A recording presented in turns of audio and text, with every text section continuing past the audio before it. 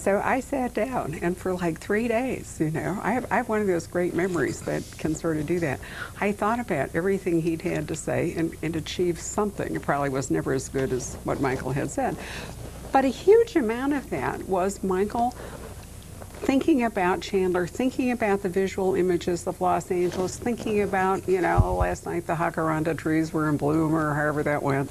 And how consciously he too had decided he was going to be like the poet or the, and I don't mean that it slows these stories down. No, I mean, no, he's an ace plotter, all of that. He writes so beautifully. Well, and so you just said the same thing. It's the same thing. I mean, I think we are fascinated with Los Angeles as a character. Exactly. A lot of us who live there. You know, Los Angeles is this amazing town. It's a transient town. Mm-hmm. It's an invented town, it's too. It's an invented town. It is, you know, it's got burgs everywhere that have different personalities. Santa Monica's different from downtown L.A. It's different from the Sunset Strip, you know, and there's a, you know, there's a kind of a sun-kissed transient quality to the thing.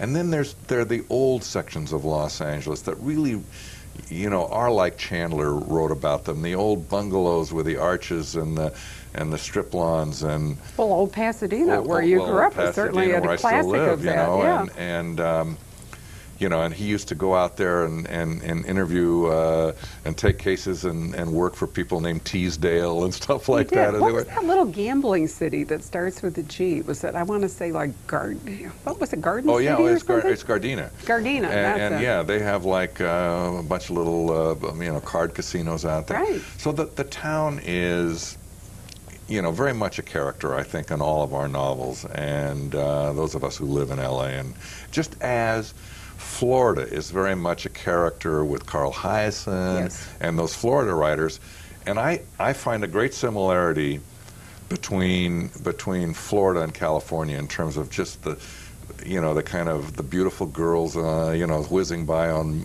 you know, in short shorts with roller skates, and that whole kind of like go, you know, fun sort of society that if you look too closely at it, you'll see the paper mache. And you know, I love that as an author and a writer, and I was born and raised in Los Angeles. I love the town, but it isn't. It doesn't have the cultural aspects of San Francisco, and there's no opera company, and you know, there's just a lot of different. It's just a different town, you know. It is a different town, but it's a very visual town. There's just so much imagery connected with it. Something else I thought of when you were talking earlier, we did something called the Big Read here this fall, which is a national reading program, and the book that was selected this time around was The Big Sleep. Oh, great book. Not sorry. I'm having a sequencing moment. The Maltese Falcon. The Big Sleep is a great book, but it was The Maltese Falcon, the Dashiell Hammett, and as part of that, they did a screening of the Bogart film downtown at the beautiful Orpheum Theater, and people went. Afterward, when we had groups meeting at the store, I asked people, I said, now tell me honestly, I said, how many of you read the book, and how many of you just think you read the book, but what in fact you think of as The Maltese Falcon is the movie? And you know, 90% of the people in the room raised their hand, and it was the movie. That they think they've read the book, but what they really have done is seen the movie. Is seen and experienced the movie. To a great degree, that might be true with The Big Sleep, although I hope not, because I think The Big Sleep is such a great book. Yeah, well, and Hammett, you know, and Chandler are slightly different as authors, as you know, if you read them, you know. I'm a Chandler reader. I like Chandler better reader. than Hammett too, but I love that particular Hammett.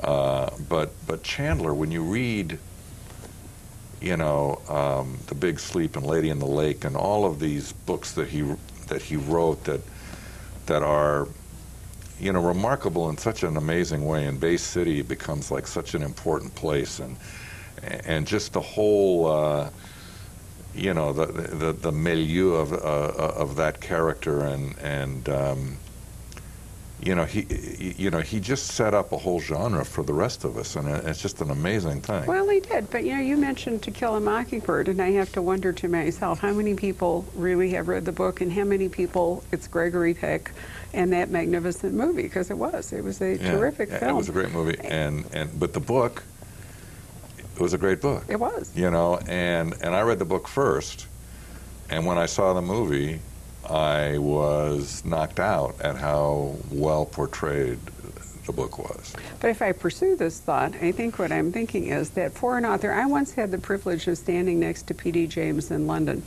at a convention, and next to her was Roy Marsden, who was playing Adam Dalgleish in the long-running television adaptations of her books.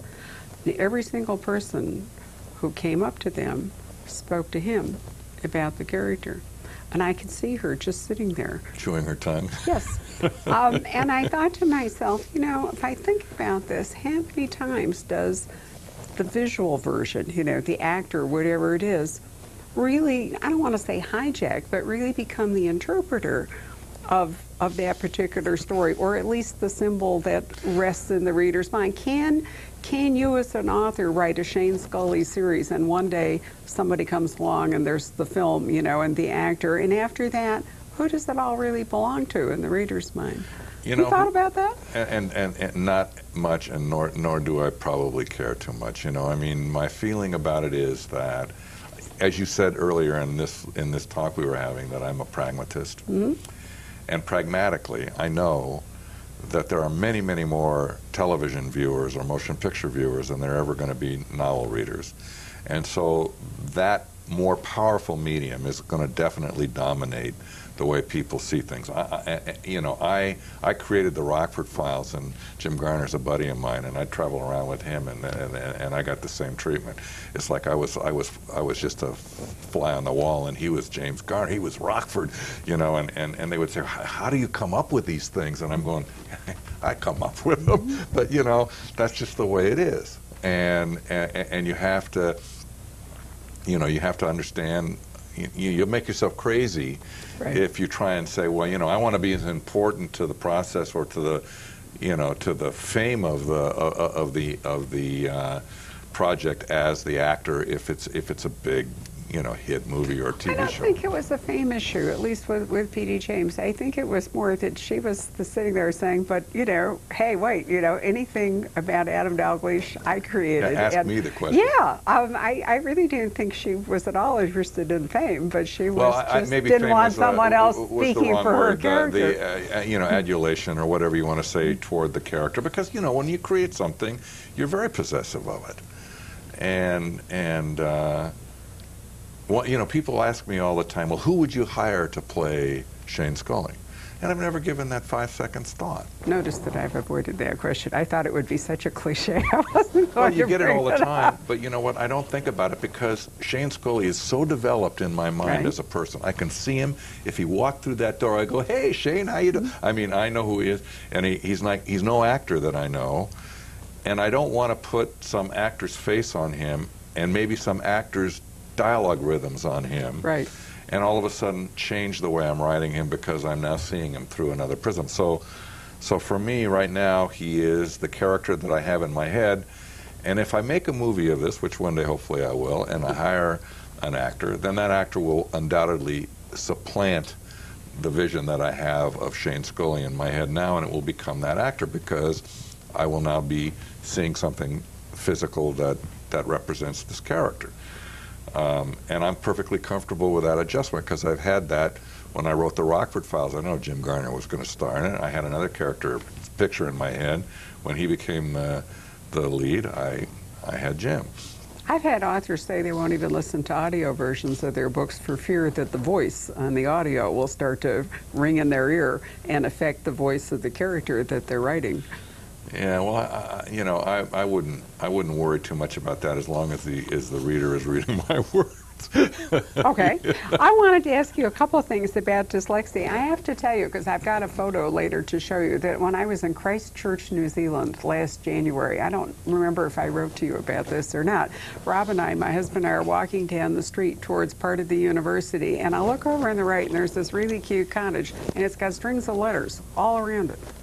Fence, the whole bit, all letters, in all kinds of odd sequences. And I thought, and I look up, and it's the National Dyslexia Center for New Zealand. So I had Rob photograph it for you, and I'm going to have a photograph to show you because it was so brilliant, you know, the way they had done that outside.